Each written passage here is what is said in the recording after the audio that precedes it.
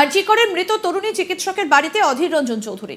মৃত চিকিৎসকের বাবা মায়ের সঙ্গে দেখা করে বেরিয়ে জানালেন, অত্যাচারের অপরাধের জন্য নতুন কঠোরতম শাস্তির আইন লাগবে না, কারণ এর জন্য আইন বলবৎ আছেই। মুখ্যমন্ত্রী নাটক করছেন, ঘটনার মোড় ঘোরাতে চাইছেন। এর আগে নির্ভয়া কাণ্ডেও অপরাধীদের কঠোরতম শাস্তি হয়েছে, ধনঞ্জয়েরও কঠোরতম শাস্তি হয়েছে। কঠোরতম শাস্তির আইন তো দেশে আছেই। প্রসঙ্গত বলি, আরজিকরে চিকিৎসক খুনের ঘটনার পর থেকেই মুখ্যমন্ত্রীকে অপরাধীর কঠোরতম শাস্তির দাবি জানাতে শোনা গিয়েছে। গত 28শে আগস্ট টিএমসিপির প্রতিষ্ঠা দিবসের মঞ্চ থেকে মুখ্যমন্ত্রীকে বলতে শোনা গিয়েছে, আমি আগামী সপ্তাহে বিধানসভায় অধিবেশন ডাকব। আগামী 10 দিনের মধ্যে ধর্ষকের কঠোরতম শাস্তি চাই। বিল পাশ করে রাজ্যপালের কাছে পাঠাবো। এরপরে অধীরের এই প্রতিক্রিয়া। পাশাপাশি অধীর চৌধুরীর আরও অভিযোগ, মুখ্যমন্ত্রী আরজিকরের মৃত তরুণী চিকিৎসকের পরিবারকে টাকার অফার করেছিলেন। এর আগে পুলিশও টাকার অফার করেছিল। আসুন আপনাদের শোনাই কি বললেন এদিন কংগ্রেস নেতা অধীর রঞ্জন চৌধুরী। দেখুন, আমি এখন সফলতা ব্যর্থতা বিচার করার জন্য এখানে আসিনি। প্রথম কথা হচ্ছে, বাংলার মুখ্যমন্ত্রী এই বাড়িতে এসে বলে গেছিল তার বাবা মাকে, চিন্তা করে না, দরকার হলে সিবিআই দেবো। তো সে সিবিআই তদন্ত করছে, অসুবিধা কী আছে? বাংলার মুখ্যমন্ত্রী যদি মনে করে সিবিআই তদন্ত কোথাও কম হচ্ছে, কোথাও ভুল হচ্ছে, কোথাও বিপদে যাচ্ছে, তো রাজ্য সরকারের তো দায়িত্ব তার সিআইডি দিয়ে, তার পুলিশ দিয়ে আরও বেশি তথ্য, আরও বেশি অপরাধীদের নাম তারা যেগুলো সংগ্রহ করতে পেরেছে সেগুলো সিবিআইতে তুলে দেওয়া। কিন্তু রাজ্য সরকার তারা সিবিআইতে তুলে দিচ্ছে না, কারণ তাদের কোনো বাধা নেই। তারা কোর্টে দিচ্ছে না, কোর্টের তত্ত্বাবধানে তদন্ত হচ্ছে, তারা কোর্টেই বা দিচ্ছে না কেন?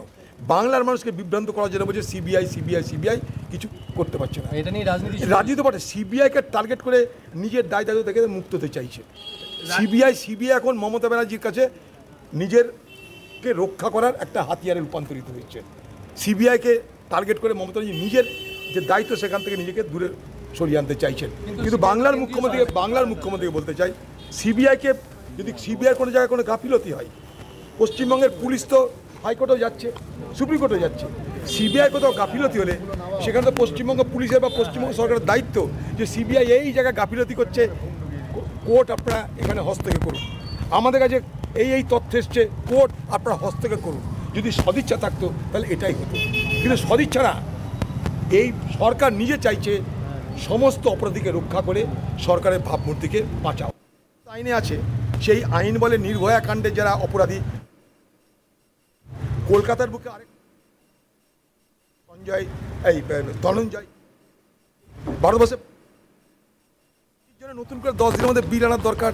হঠাৎ করে মুখ্যমন্ত্রী এই জন্য চেগে উঠলো, বাংলার মানুষের কাছে আরেকটা ধোঁকা দেওয়ার অস্ত্র পেয়ে গেল যে দেখো আমি কত কড়া।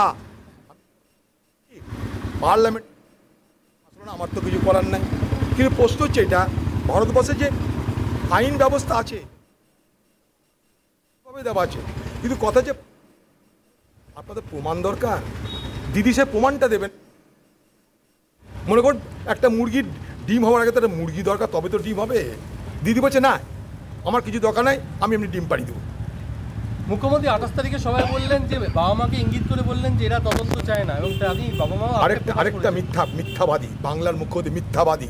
এখানে যে তিনি বলে গেছেন আমি আপনাদের টাকা দেবো, সিবিআই তদন্ত করে দেবো, এখানে যে বলে গেছেন সিবিআই তদন্ত করলে অসুবিধা নাই, আমি দেখছি, আর টাকাও দিব আপনাদেরকে।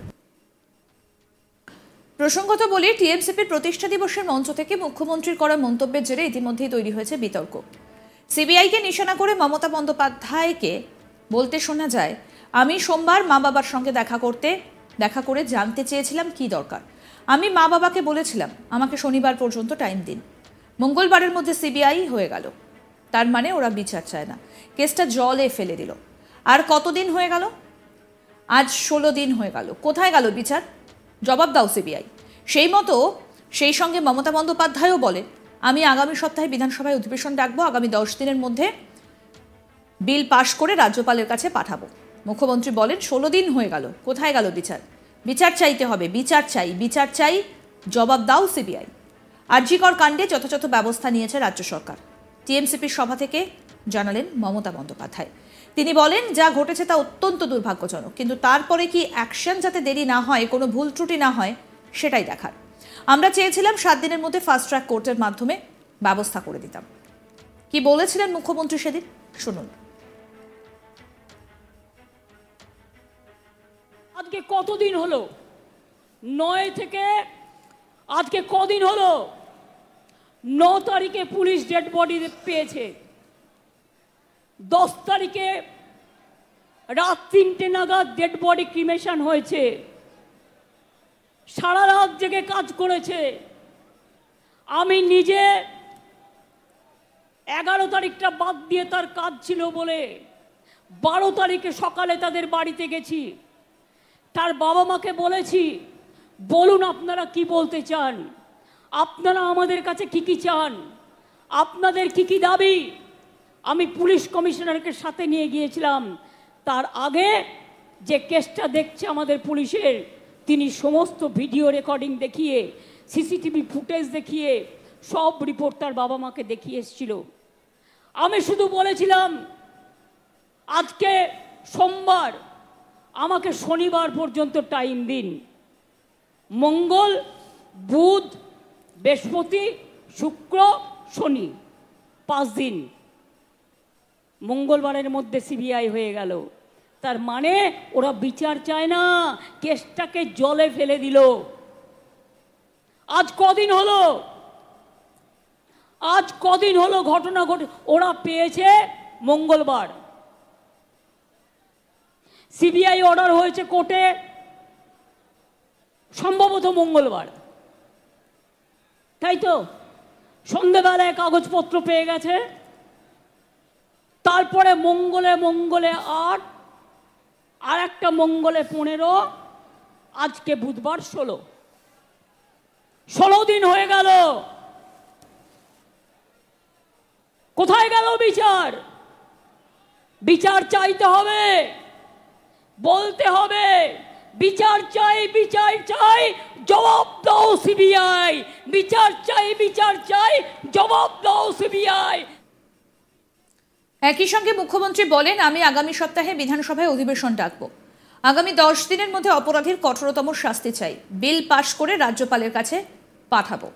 কি বলেছেন আর মুখ্যমন্ত্রী, শোনাবো সেটাও।